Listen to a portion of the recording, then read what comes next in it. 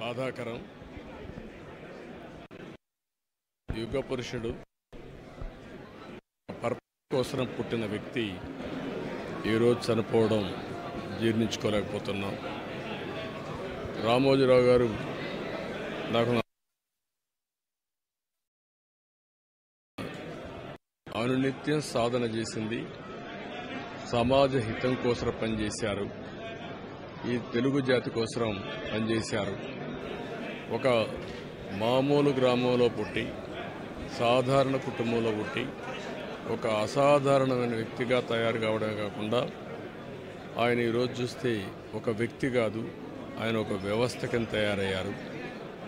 ఆ రోజు ప్రారంభించింది మనం ఒకసారి చూస్తే మార్గదర్శితో ప్రారంభించి దీని తర్వాత ఈనాడు ప్రారంభించి అదే మాదిరిగా రాష్ట్రంలో కూడా నిద్ర లేస్తానే ఈనాడు చదివితే తప్ప బయట వచ్చే పరిస్థితి ఉండదు. అంటే ఆ విధంగా ప్రజల్ని చైతన్యవంతులు చేయడానికి కానీ విజ్ఞానవంతులు చేయడానికి కానీ ఆయన నిత్యం సాధన చేశాడు. ఆయన ఏ పని చేసినా కూడా నేను మొదటి నుంచి కూడా చూశాను, రాజీ లేదు.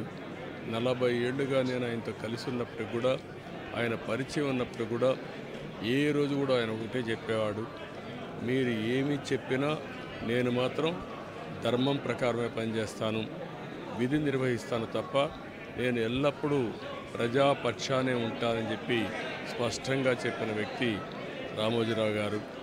అంతేకాకుండా నిన్న చనిపోయే వరకు ఆయనకు ఒకటే కోరిక, నా కోరిక అంతా కూడా పనిలో అయితే అది నాకు ఆనందంగా ఉంటుంది. అంతేకాదు నేను చేసే ప్రతి నిమిషం నేను బ్రతుకున్నంత వరకు అవసరం పనిచేయాలి, పరిస్థితిని ఉండాలనుకున్న వ్యక్తి రామోజీరావు గారు.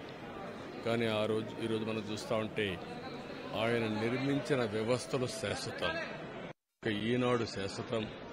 అదే మరి కాకుండా చిత్ర పరిశ్రమ కూడా ఎనలేని సేవలు రామోజీ ఒక అత్యున్నతమైన స్టాండర్డ్స్ లో రామోజీ ఫిల్మ్ సిటీ తీసుకొచ్చి కమర్షియల్ కాంప్లెక్స్ కట్టచ్చు,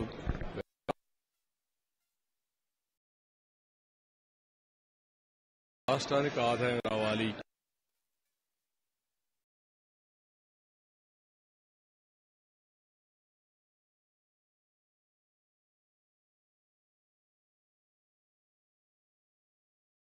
అలాంటి వ్యక్తిని పోగొట్టుకోవడం చాలా బాధ అనిపిస్తుంది. ఏదేమైనా ఆయన ఇచ్చిన స్ఫూర్తి ఉంది.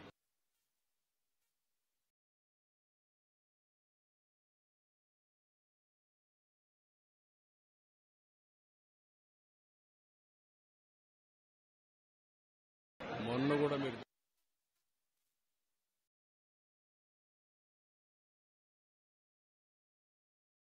ఉన్నాడు, అదే విధంగా పనిచేశారు.